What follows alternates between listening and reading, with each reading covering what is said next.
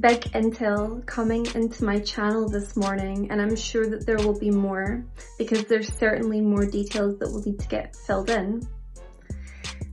Now, Thoth is like the black sheep of his family, and many of us starseed revolutionaries can certainly relate to that. I know I can, because he has a father who is like the king of the Annunaki. This is a high caste reptilian Draco Cirrus A being. Yes, Cirrus A. Which is why Thoth and I always find ourselves on Cirrus B in incarnations. And his father is actually the voice behind the Galactic Federation. And there's a lot of discourse in starseed circles about how the Galactic Federation are false light, trying to neuter ascension and to put us into these linear boxes as humans so that we are not ascending fast enough. There's a reason for that. It's part of our imprisonment, because the last thing that Amu wants is for the Lush operation on Earth to fall apart, right? And that opened my eyes, because I'm aware that Thoth and I, me doing my soul undercover ops, and Thoth being my little hidden microphone in my ear and telling me everything that I need to know, we are prominent members of a revolutionary group called the Orion Black League that's in direct opposition to the Galactic Federation. Why are Thoth's daddy issues significant to us in this moment? Because Anunnaki power comes from siphoning and soul stealing. It's like a pyramid scheme. You can't be Anunnaki unless you give away a part of your own soul, right? So you need to give something away so that you can steal from others. And Amu is at the top of the pyramid scheme, so nobody has any of his soul, right? And Thoth's mother is a partner of Amu without her consent. So Thoth knows his mother, but he can't speak to her. And whilst Anunnaki power comes from soul siphoning, soul vampirism, soul stealing, slavery, Thoth's power comes from love.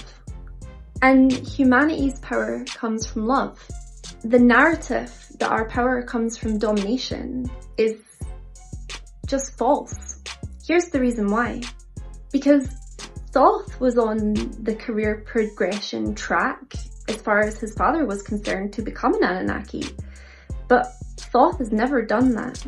Instead, he tried to talk to his father and said, hey, I kind of like how I am now, and I was just wondering if maybe I wouldn't become an intergalactic vampire and maybe just get my power from love instead, and maybe you could join me. Maybe my brother ENLIL would join too. Thoth's name is also Enki, and ENLIL was actually kind of open to the idea, but not brave enough to do what Thoth did. And Thoth was exiled. The reason why humanity exists is because Thoth was bored.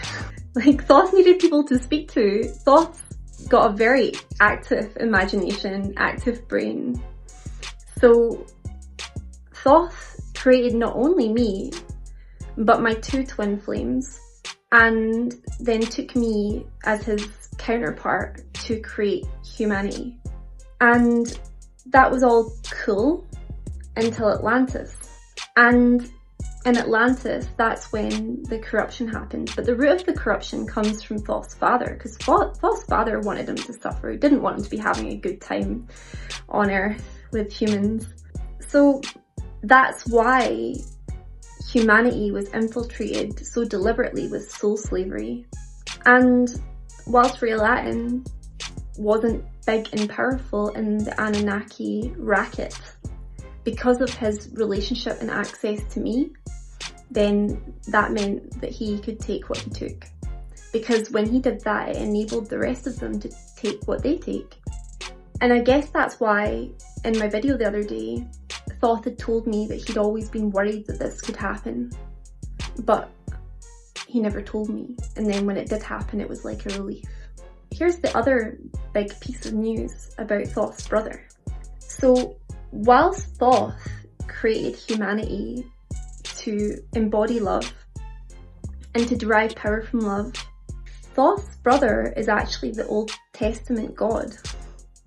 And stories about Thoth have been subverted to create an entirely new narrative that makes it seem like domination and control is the way that we're meant to be, and that we're meant to worship gods because then we feed their loosh factories.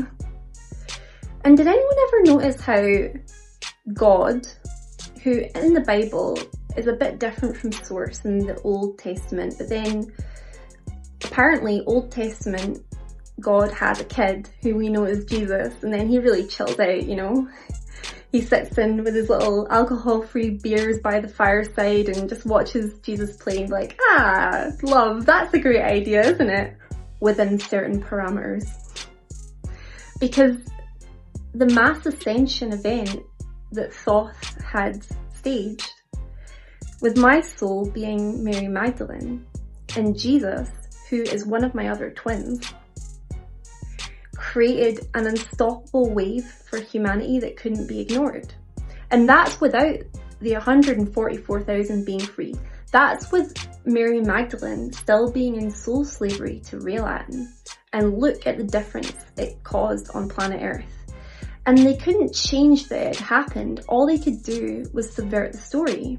So that they say, well, Jesus wants you to worship him. That's what Jesus would want. And yes, love, but like, you don't understand love, because Jesus might have said that, but that's not really how it means. And you don't really speak to source directly, like Jesus was saying. Like, you actually need a priest or like an intermediary. Or, so they mirrored it, and it's a false like construct, just like they do with everything else.